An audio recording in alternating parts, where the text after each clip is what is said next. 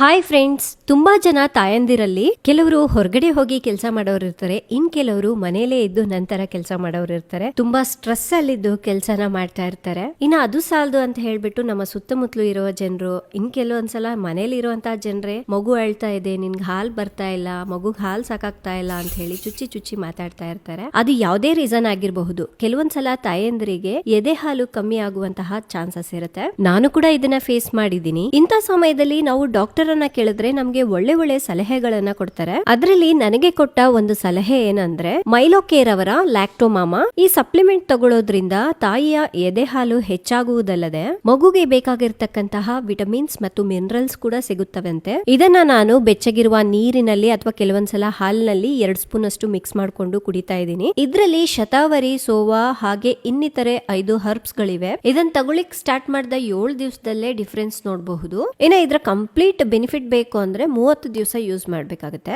ನಿಮ್ಗೂ ಕೂಡ ಬೇಕು ಅಂದ್ರೆ ಕೆಳಗಡೆ ಲಿಂಕ್ ಕೊಟ್ಟಿರ್ತೀನಿ, ಚೆಕ್ ಮಾಡಿ. Thank you.